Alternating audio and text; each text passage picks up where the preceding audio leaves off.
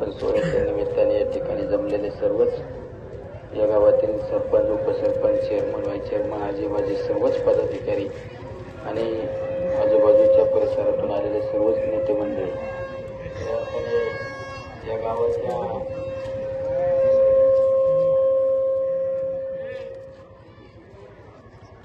आतापर्यंतच्या राजकीय इतिहासात हा पहिलाच दिवस असेल की 4.5 कोटी रुपयाच्या कामांचं आपण लोकार्पण आणि भूमिपूजन करत आहे. आता बऱ्याच वेळा एखाद्या गावाला काम मंजूर झाल्यानंतर 12 लाख रुपयाचं उद्घाटन करतो, 15 लाख रुपयाचं उद्घाटन करतो आणि त्याच्यातून जो भरवत जातो आपण. पुढाऱ्याला वाटत मी लई येते गावाला आणि आपल्या दमदमचे पण भरपूर त्या ठिकाणी तुमचं पोट भरणं असेल त्या ठिकाणी दिलं आहे तुम्हाला. आता रस्त्याची तर अडचण आमची गेल्याची काही मंडळी या ठिकाणी नाही. म्हणजे आता तुमचे या गावातले बहुतांशी लोक मुंबईला आहे. मुंबईवाल्यांना येण्याचा हाच रस्ता आहे. त्यामुळे डायरेक्ट गेल्यापासून रस्ता दिला डायरेक्ट पिंपळगाव डायरेक्ट कानवड पार्ल्याला जायचं म्हणजे पूर्णपणे चांगला रस्ता होणार आहे. त्या ठिकाणी बंधाऱ्याचा प्रश्न असो, आता जलजीवनची सगळ्यात महत्वाची योजना. पण माझी सगळ्यांना विनंती, ग्रामस्थांना विनंती, जलजीवनच्या कामांचं काम चांगलं करून घ्या. परत हे काय गुणाला त्याचा काय विचार करायचा, मागं थांबन ना. म्हणजे पुढं बोलत आहे मागे लावा कुणावलं बघा मागे सगळ्याच पुढे बघायचं.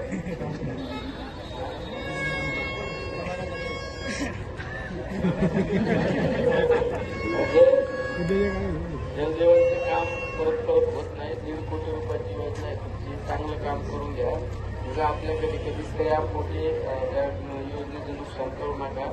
आणि कोट्यवधी रुपयाचा आपण सरकारकडून आणत असतो आणि ती योजना वर्ष 6 महिने चालली ती योजना फेल होत असते. त्यामुळे माझी सगळ्यांना विनंती, तुम्ही परत एकदा गावात कसं वाटलं पण चांगली योजना करून घ्या बरं का, परत होत नाही.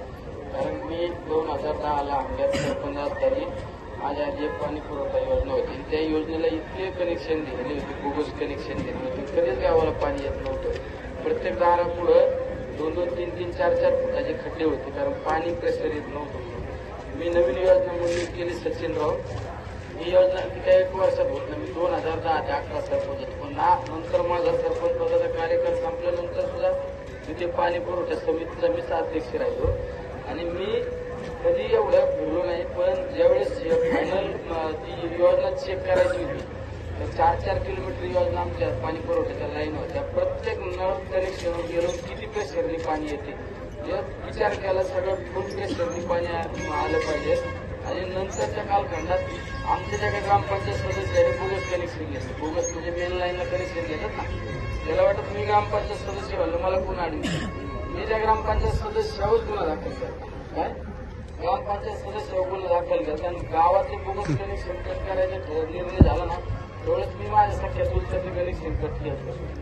2010ला योजना केलेल्या आज पण ती चांगल्या अवस्थेत आहे. नाही तर बऱ्याच ठिकाणी आम्ही योजना पाहतो वर्ष 6 महिन्यात योजना पूर्ण झाली तरी पाणी येत नाही, अशी परिस्थिती. योजनेचे ठेकेदार पण चांगले आहेत, पंडितराव सर चांगले आहेत, चांगल्या पद्धतीचं काम करून घ्या. परत ही योजना येत नाही.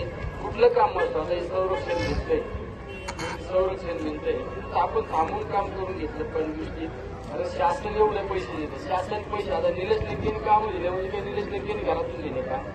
तुमच्या आमच्या खिशातून 1 रुपया काय असेल टॅक्सद्वारे जे जमा होतं सरकार ते त्या ठिकाणी पैसे देत असतं. चांगल्या पद्धतीचे कामं करून घ्या. आधी तुम्ही बैलगाड्या वाटल्याची पण मागणी केली, शाळेची शाळेला दिलेत ना, मला तसे तर बरेच पैसे दिलेत ना.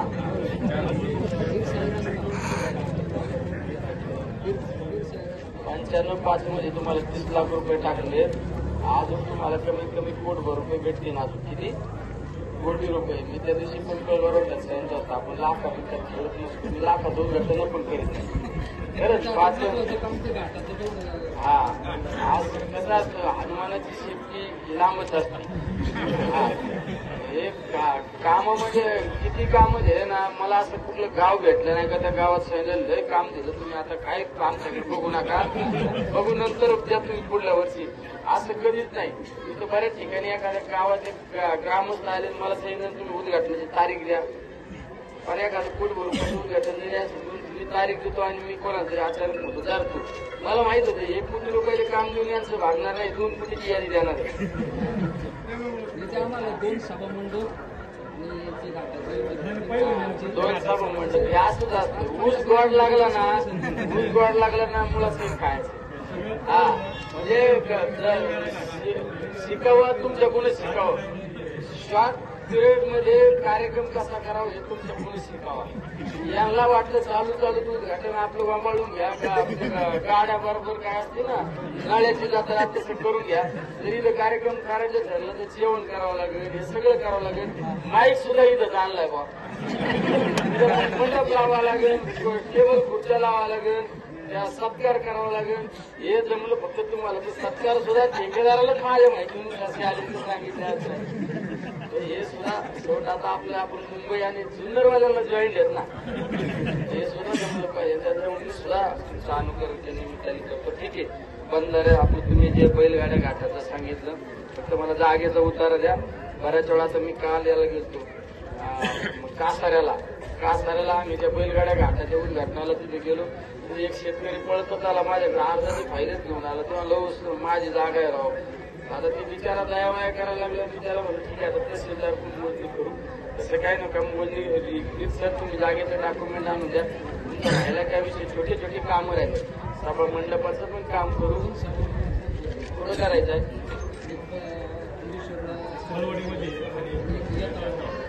देऊ काय अडचण नाही. मी पुढे जात नाही आणि तुम्ही पण पुढे जात नाही. मी काही नाही सदा सांगणारे वाटणाऱ्यातला नाही, मी काम करणाऱ्यातला आहे. 5 वर्षांनी फरक करणार नाही. नाहीतर राजकीय काही लोक बघितले असते, डायरेक्ट 5 वर्षांनी तुमच्या गावात काय ते आलं का, शेंगदाणे गुड काय आलं का, परत 5 वर्ष लोक गेले का सगळे बघायला वेळ नाही. तर इथं काही अडचण आली तर मी तुमच्या सेवेसाठी सदैव आहे. तुम्हाला कधी अडचण आली तर तुम्ही हक्काने माझ्याकडे येऊ शकता. त्यामुळे हे सुद्धा काहीतरी आपल्या आजूबाजूचे जे डबडे वाजवणारे अमुक साहेबांचं गुळ आलं, शेंगदाणे आलं, याचा काही विश्वास ठेवू नका. मी ते एक सांगतो तुम्हाला, मी आमदार झालो, माझ्या आधी 6 महिने ते पण खासदार झाले. त्यांनी किती कामं दिलं तुम्हाला, दिले काही दिले का? रुपयाचं काम दिलं नाही. मोठ्या लोकांच्या नादी लागू नका. आपलं जे आपलं असतं, काही झालं तर कान धरता येतो आणि त्याला हक्काने सांगता येतो. हे कधी विसरू नका, हेच तुम्हाला सांगून नाही. आपल्या बाकीच्या लोकांना आहे ना, प्रत्येक चौकात त्यांनी ना परिसरात येण्याचे हातात झाले. त्यांनी आपलं चुकून गेली फक्त डबडं वाजवायला सुरुवात करायची. आता एक डबडं वाजवणार आहे, ही एकदा लोकसभेची निवडणूक झाली, ते डबडं सुद्धा काढून घेणार आहे त्याची, आहे का नाही. त्यामुळे अशा ज्यांच्याकडे कर्तव्य शून्य माणसं, फक्त मोठमोठ्याला गप्पा मारायच्या, स्टेजवर भाषण करणारे, या लोकांवर विश्वास ठेवू नका. हे तुम्हाला सांगतो. मी आमदार झाल्यानंतर माझ्यासमोर सुद्धा प्रश्न होता की मला लोकांनी एवढं भरभरून दिलं, मला त्यांच्या ऋणातून मुक्तता होईल का नाही, ऋणातून आपण हे करू शकतो का नाही. पण मी तुमच्या अशक्य गोष्टी शक्य करून दाखवली. या मतदारसंघामध्ये कोविडची परिस्थिती, मतदारसंघात म्हणण्यापेक्षा देशात कोविडची परिस्थिती होती. 2 वर्ष कोविडमध्ये गेले, 1 वर्ष विरोधी भाका बसायची वेळ आली, 3 वर्ष गेले. 2 वर्ष जरी सत्तेचे मिळाले तर या मतदारसंघामध्ये 1600 ते 1700 कोटी रुपयाचा निधी आपण या भागामध्ये आणला. वेगवेगळ्या माध्यमातून आणला. बंधाऱ्याची कामं असू, रस्त्याची कामं असू, सभामंडपाची कामं असू, पाणी पुरवठा योजनांची कामं असू, म्हणजे प्रत्येक व्यक्तिगत स्वरूपाचे काही त्या ठिकाणी सायकल वाटप असू, नाही तर काय एखाद्या दिव्यांग बांधवाची गाडी वाटप असू. शेवट प्रत्येकाला आपण मदत करण्याचं काम त्या निमित्ताने केलेलं आहे. तुम्ही जो विश्वास टाकला ते विश्वास सार्थक ठरवण्याचा मी त्या ठिकाणी निश्चितपणे प्रयत्न केलेला आहे. तरी पण माझ्या स्वप्नात जो मतदारसंघ होता, आजो पण काही ठिकाणी रस्त्यांची दुरावस्था, थोड्याफार प्रमाणात दुरावस्था आहे, काही ठिकाणी टेक्निकल अडचणी असतात. थोडक्यात आपला आळकुटी, आपलं गारखिंडीचा आळकुटी जो रस्ता होता, PMJSY मध्ये रस्ता. त्यामुळे अशा काही अडचणी असतात, पण त्या अडचणी सुद्धा आपण सोडून लवकरात लवकर आपण त्या ठिकाणी काही गोष्टी करू. सभामंडपाचे आता तुम्ही इथं मागितलं, मी नंतर कळसता जाणार आहे, म्हणजे गारखिंडीचं सपाट तसं व्हायला नको. मला तुमच्या रिक्षा मागणीचं पत्र द्या. लोकांना कसं असतं, कधी मला भेटायचं नाही, कधी ऑफिसला यायचं नाही, काम मागायचं नाही. गावात आलं की इतकं मोठमोठे आम्हाला हे द्या, अरे याच्या आधी मागितलं झालं असतं ना. तुमच्यात नाही, तुम्ही इतके चिवट येत नाही. पुढे लय बेकार लोक उशाला येऊन माझ्याजवळ काय अशी. हा, त्यामुळं तुम्ही मला फक्त पत्र द्या साहेब. आता मला एखाद्या वेळेस महिन्याभरात आचारसंहिता लागेल. तुम्ही आज पत्र द्या, उद्या म्हणता ती पुढे सभा मंडप मी करून देतो, काही काळजी करू नका. माझा अजून 5-6 महिन्याचा कालावधी असेल ना. नाही, म्हणजे या धरणाचा तसं माझ्या नशिबातला राजीव कुणी खेचू शकत नाही, हे तुम्हाला सांगतो. मला ते एकाने सांगितलं तू जवळ काटाळणार नाही तूच राहणार आहे. त्याच्यामुळे बाकी त्यांना तर तुम्ही स्वप्न बघायचं नाही का नाही. आता आपल्याला आपण इकडली जिरवली, आता दुसऱ्याची जिरवायची वाक्य सध्या हे का नाही. ते पत्र द्या, ते पण निश्चित काम करून देऊयात. तुम्हाला या निमित्ताने शब्द देतो. थांबतो, एक चांगला असा कार्यक्रम केला, चांगले काम करून घ्या हेच सगळ्यांना विनंती करतो. थांबतो. रामकृष्ण आहे.